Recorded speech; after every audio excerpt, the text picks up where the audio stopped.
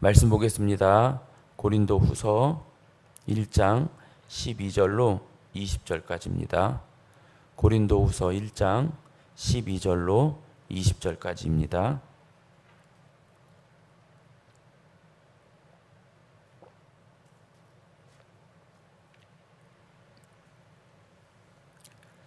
찾으신 줄 알고 한 목소리로 천천히 봉독하겠습니다.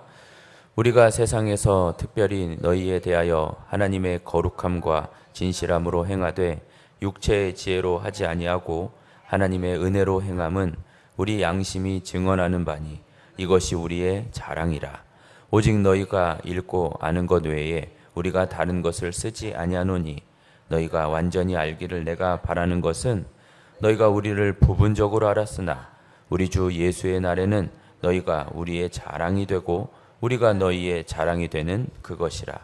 내가 이 확신을 가지고 너희로 2번 은혜를 얻기 위하여 먼저 너희에게 이르렀다가 너희를 지나 마게도냐로 갔다가 다시 마게도냐에서 너희에게 가서 너희의 도움으로 유대로 가기를 계획하였으니 이렇게 계획할 때에 어찌 경솔히 하였으리요. 혹 계획하기를 육체를 따라 계획하여 예 하면서 아니라 하는 일이 내게 있겠느냐. 하나님은 미쁘시니라. 우리가 너희에게 한 말은 예하고 아니라 함이 없노라. 우리 곧 나와 실로아노와 디모데로 말미암아 너희 가운데 전파된 하나님의 아들 예수 그리스도는 예하고 아니라 함이 되지 아니하였으니 그에게는 예만 되었느니라. 하나님의 약속은 얼마든지 그리스도 안에서 예가 되니 그런즉 그로 말미암아 우리가 아멘하여 하나님께 영광을 돌리게 되느니라. 아멘.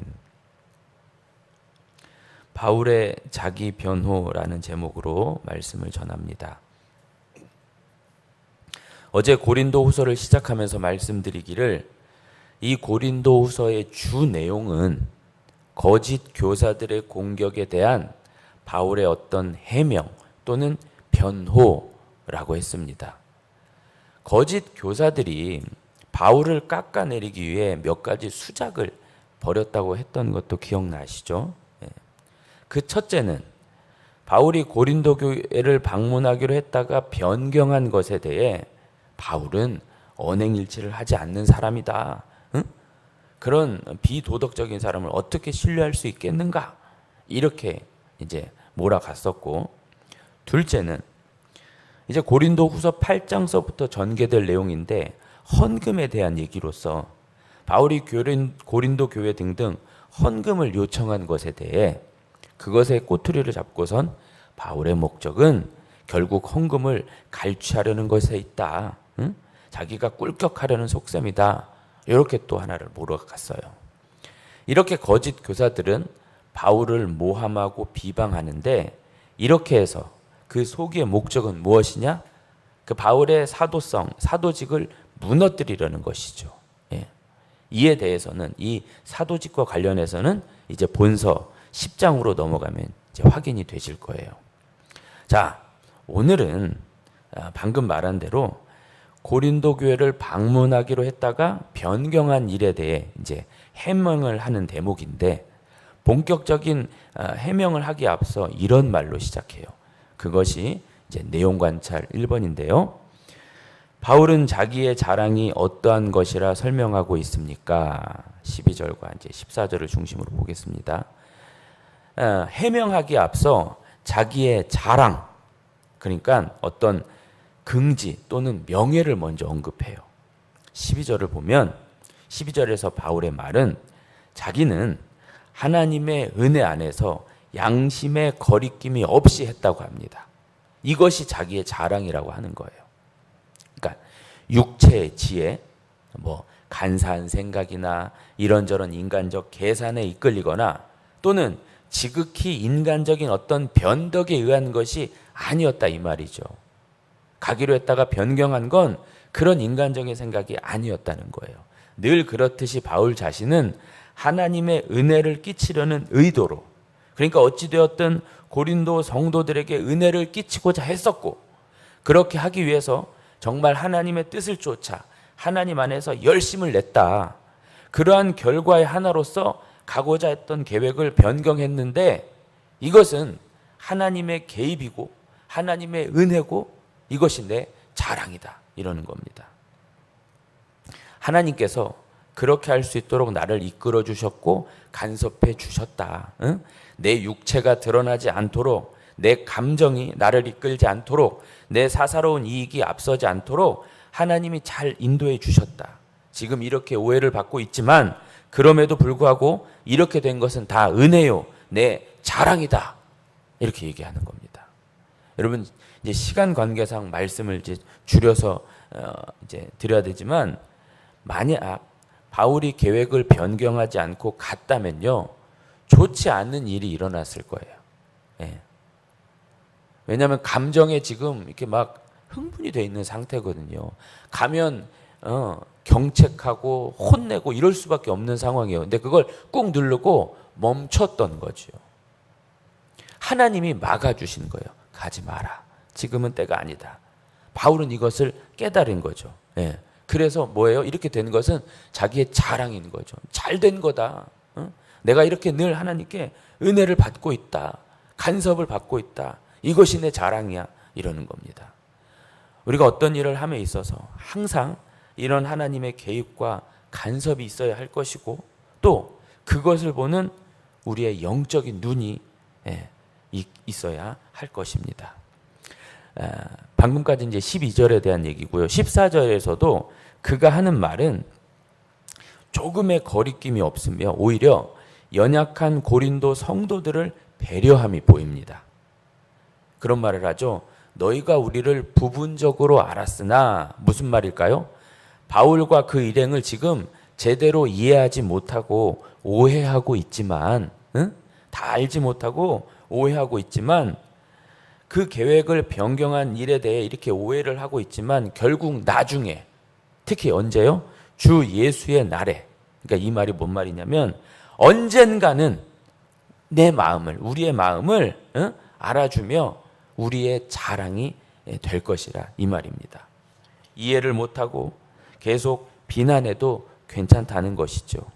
이건 단순히 바울의 어떤 낙관적인 태도라고 하기보다는 하나님께 호소하고 있는 거예요. 하나님께 맡기는 겁니다. 하나님을 신뢰하며 하나님께서 이 모든 일을 해결해 주실 것이라는 담백한 믿음의 고백인 것이죠.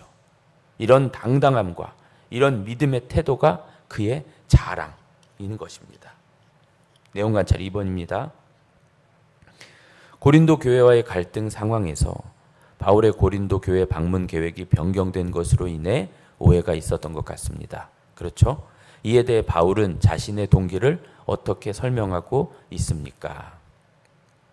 네, 17절에 언급된 대로 어찌 경솔하게 하였겠느냐, 이런 말이죠. 예. 어찌 변덕스럽게 가볍게 그랬다가 아니네 이렇게 했겠느냐 이겁니다. 상식적으로는 그건 아니지 않겠느냐 이러면서 18절에 누구를 끌고 와요? 미쁘신 하나님을 끌고 와요. 미쁘신, 그러니까 믿음직스러우신 하나님을 끌고 오는 거죠. 무슨 의미일까요?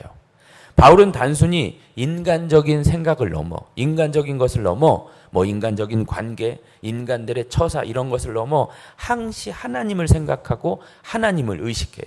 모든 일에 하나님의 섭리와 간섭이 있음을 놓치지 않아요. 이 모든 일에 하나님이 이끄심이, 하나님이 일해 주심이 동기라는 것을 피력하고 싶은 것입니다.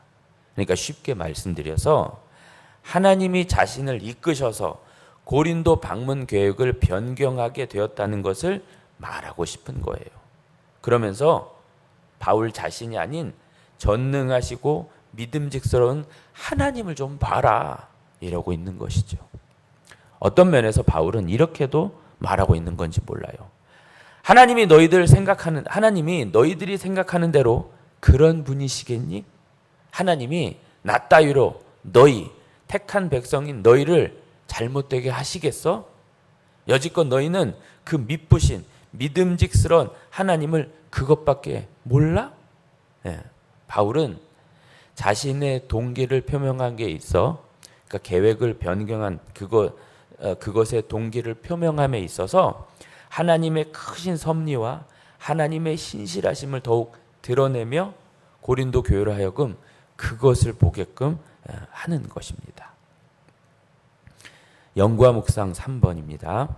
바울이 이러한 자신의 동기와 태도를 설명하는 데 있어서 하나님의 약속의 성격에 대해 언급한 것에는 어떠한 뜻이 담겨져 있다고 생각하십니까? 20절을 중심으로 볼 텐데요. 20절에 이렇게 되어 있습니다. 하나님의 약속은 얼마든지 그리스도 안에서 이해가 되니 그런즉 그로 말미암아 우리가 아멘하여 하나님께 영광을 돌리게 되느니라. 해석하기가 참 쉽지 않은 말씀인데요. 9절인데요. 하나님의 약속은요, 확실하게 그리스도 예수 안에서 예가 되었습니다. 이루어졌다 이 말씀이죠. 하나님은 신실하게 예수님으로 하여금 그 약속을 이루어내셨어요. 그렇죠?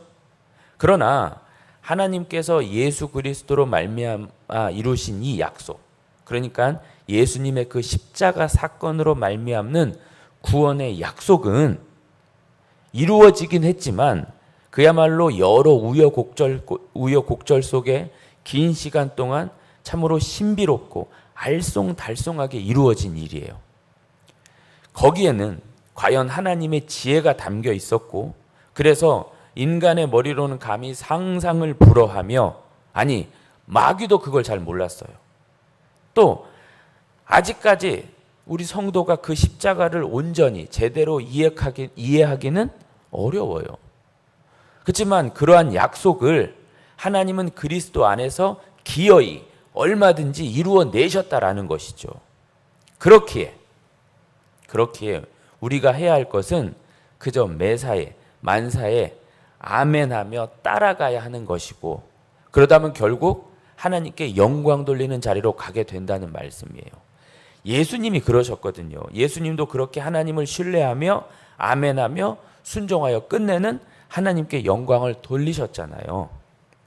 따라서 방문 계획을 그렇게 변경한 그 일에 대해서 바울은 그 일을 어떤 한 사람의 개인적인 일로 치부할 것이 아니라 하나님의 거대한 이끄심과 인도하심과 계획으로 보라는 말입니다. 바울이 하나님의 뜻을 쫓아 그렇게 변경하고 나아간 것이니 너희들도 그렇게 허용하신 하나님의 뜻을 생각하며 예수님처럼 순종하라 이거죠. 일희일비하지 말고 받아들여라. 그렇게 변경하게 하실 만한 이유가 있으실 테고, 그걸 순종으로 받아 기다린다면 결국은 그 모든 것이 하나님께 영광을 돌리고 찬송을 돌리는 일로 마무리될 것이다. 우리 하나님이 그렇게 만들 것이다. 앞서도 말씀드렸지만 그때 갔다면 너희들에게 좋지 못했다. 그런데 내가 순종했더니 이제 알겠다. 너희도 주어진 상황에 그 현실에 순종하도록 해라. 이런 겁니다. 느낀 점 4번입니다. 하나님이 약속에 신실하신 것처럼 바울 자신도 신실하고 거짓 없는 사람임을 자신이 신뢰하고 사랑스럽게가 아니라 자랑스럽게 생각하는 고린도 성도들에게 밝혀야 하는 그의 심정은 어떠했을까요? 바울이 이처럼 하나님의 미쁘심, 신실, 아멘 같은 말이에요. 미쁘심, 신실, 아멘 같은 말인데, 그런 말을 입에 달고 살면서 정작 본인은 그것과는 전혀 어울리지 않는 삶을 산다면 그의 말에 어떤 권위나 설득력이 있을까요? 없을까요? 없겠죠. 이건 너무 당연한 얘기로 삼척동자도 알만한 것인데요. 바울은 이러한 하나님, 그러니까 미쁘시고 신실하시고 아멘이신 하나님을 입에 올리면서 응당 마음에 부담이 있었을 것이고 무거웠을 것입니다. 자신이 어떻게 하느냐, 어떻게 처신하느냐, 사느냐에 따라 자신을 보고 따르는 자들이 어찌 될 것인지는 너무 자명한 사실이었기 때문이에요. 그렇겠죠? 내가 하나님을 아무리 좋게 말하고 설명하지만 내 삶에서 그러한 하나님을 믿는 자의, 하나님을 쫓는 자의 삶이 나오지 않는다면, 아니 그렇게 좋은 하나님이라면 나부터 그 하나님을 쫓아 그 하나님처럼 신실하게 진실하게 살아야 하지 않겠습니까? 그런데 그런 모습이 안 나온다면 대번에 뭐라고 그럴까요? 너나 그렇게 살아보세요 하지 않겠습니까? 따라서 마음이 많이 부담이 됐을 것이고 참으로 무거웠을 거예요. 그런데요, 여러분, 여기에는 크나큰 오해의 소지가 하나가 있습니다. 여러분, 바울도 인간이에요. 그 역시 하나님께 온전하게 인정받을 모습만 있지 않아요. 그도 실수할 것이고 그도 안 되는 것이 있을 것입니다. 아니, 있어요. 그렇죠? 자기가 계속 고백을 하잖아요. 자기가 죄인 중에 괴수락하니. 응? 예수님을 믿는 우리 성도들 역시 마찬가지입니다. 모두 바울처럼 허물이 있고 온전한 순종을 이루지 못하며 하나님처럼 신실하고 정직하고 진실되지 못해요. 이것을 알고 가야 하는 것입니다. 이것을 늘 염두에 두어야 한다는 것이죠. 나도 실수할 수 있고 다른 이도 실수할 수 있어요. 일부러 실수하고 일부러 잘못된 길을 가려는 자가 어디 있겠습니까? 나도 잘 안 되면서 다른 이만 막 저렇게 살면 안 되지 하면서 정죄하면 안 되는 거잖아요. 그리스도인에게 순종이 당연한 것이고 신실해야 하는 것은 맞는 얘기지만 우리는 하나님이 아닙니다. 바울도 하나님이 아니에요. 실수가 있고 어려움이 있습니다. 그럴 때 이해해주고 기다려주고 참아주고 묵묵히 기도해주면서 내가 또 그가 다시 순종하고 다시 바른 길을 가도록 하게 해주는 것, 이것이 더 중요한 일일 겁니다. 고린도의 성도들이 바울을 마치 신의 자리로 올려놓고 조금도 실수하지 않을 사람 이렇게 여기고 따르는 거, 이 얘기를 하는 게 아니에요. 그건 절대 안 됩니다. 그렇게 해서는 안 돼요.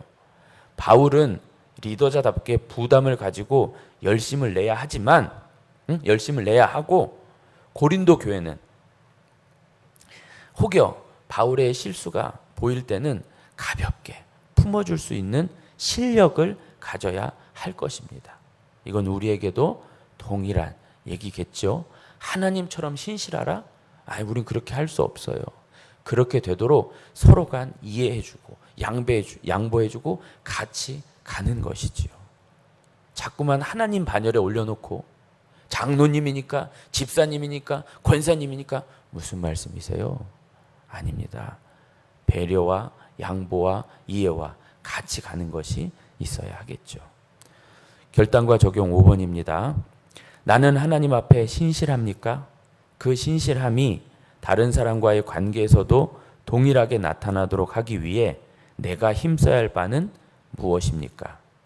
앞서 말씀드린 대로 하나님 앞에 신실하다는 것은 하나님 앞에 무슨 완전 무고함 그런 것이 아닙니다. 그것은 있을 수도 없어요.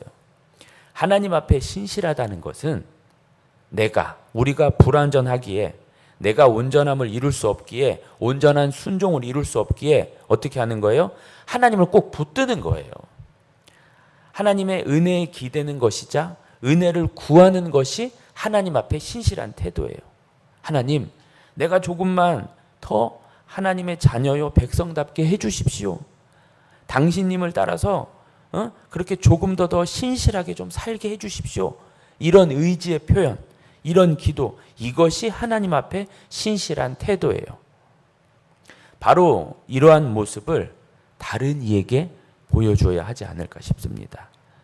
내가 실수하지만 여러 가지로 부족하지만 그럼에도 불구하고 어떤 진실성, 진지하게 참으로 하나님을 갈망하면서 하나님을 의지하면서 하나님께 기도하면서 애쓰는 그런 모습을 보여주어야 하지 않겠습니까?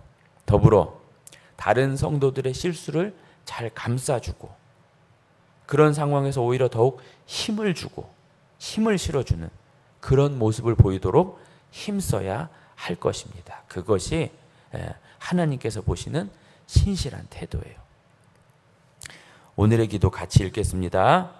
주님, 제가 당신님의 신실하심을 따라 다른 사람들과의 관계에서 신실하게 하옵소서. 네. 하나님의 신실하심을 제대로 알고 그 신실함을 날마다 구하며 다른 이들에게도 이렇게 은혜를 구하는 모습이 많이 보여져서 같이 은혜를 구하고 그래서 서로 신앙의 경주를 아름답게 해 나갈 수 있기를 기도합시다.